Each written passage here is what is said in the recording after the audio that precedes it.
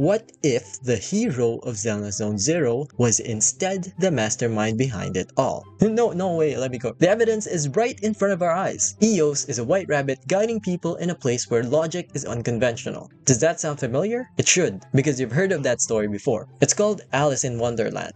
That's right. Today I will prove to you that Zenless Zone Zero is the same story as Alice in Wonderland, and how that shows that Eous is a backstabbing traitor.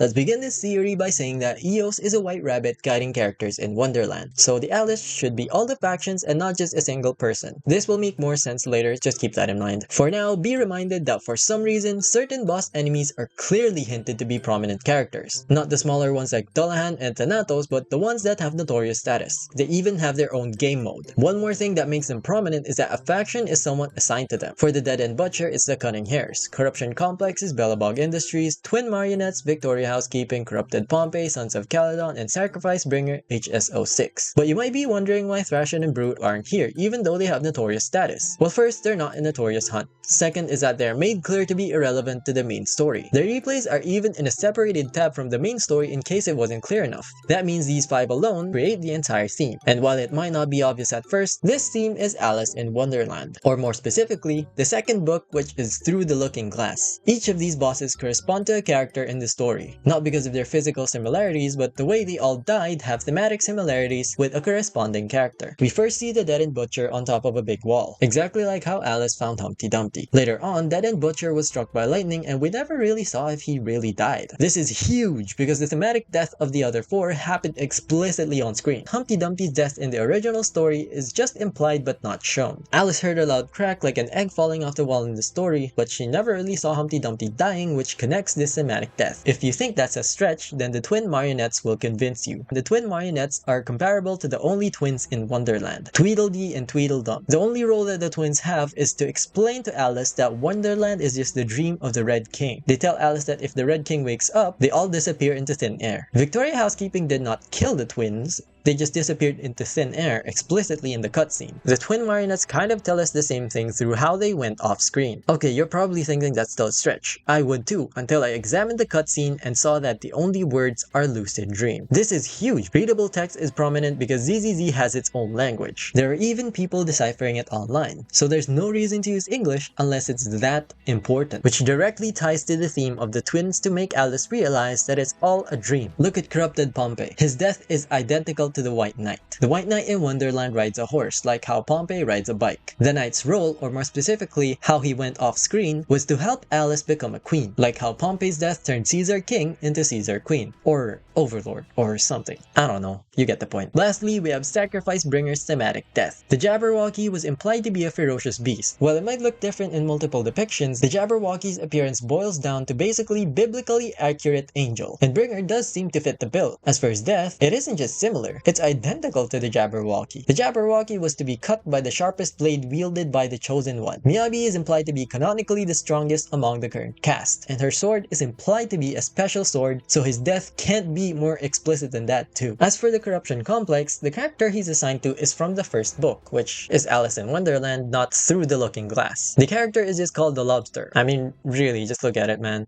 Crabs don't have tails. I saved this one after we discussed Bringer because both the Jabberwocky and the Lobster are characters that Alice saw in the poem, which is also thematic since both Bringer and the Corruption Complex are both artificially created ethereals, like how the poem characters are basically artificially generated characters as well. Do you know the crazy part? The order of appearance of these characters is identical to the main book. Well, no, not the order of appearance by patch, but the appearance in the final cutscene. Remember how each boss is assigned a faction? The order that the factions come into screen is the same order as the original Alice story. The nuance is that we only have to disregard the order in which Belobog Industries appeared because the Lobster appears in the first book and not Alice Through the Looking Glass. If you don't believe me, let's go through it one by one.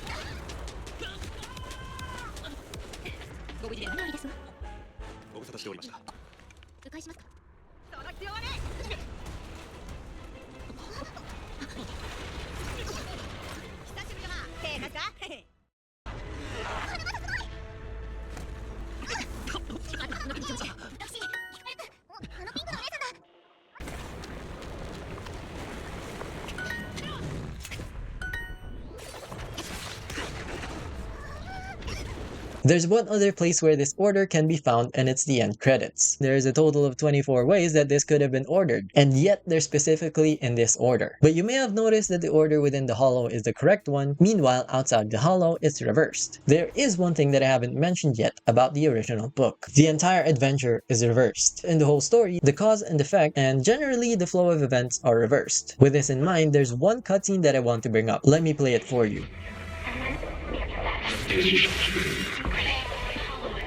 It's all end. And come to this.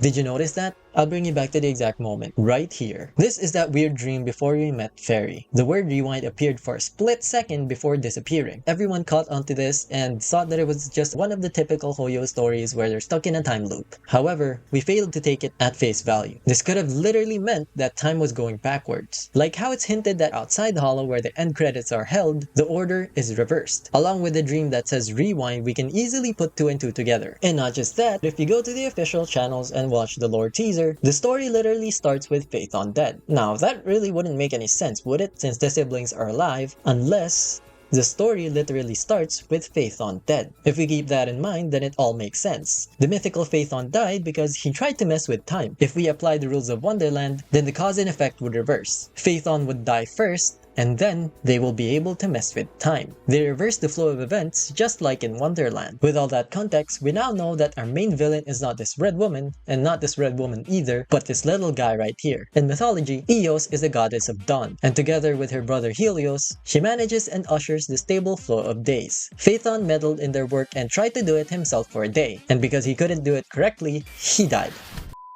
But because the events are reversed, Phaethon died first and they're currently messing with time. It's only a matter of time before Eos returns to Helios Academy and restore the flow of events. The siblings made the series of events rewind for a reason. So for that exact reason, Eos is not just a traitor, but the main and final villain of ZZZ. But hey, if you like that, then make sure to let YouTube know by liking the vid. It doesn't really have to come from me. But if you do like my vids, then please subscribe. And remember, that's just a shitpost. A really elaborate shitpost.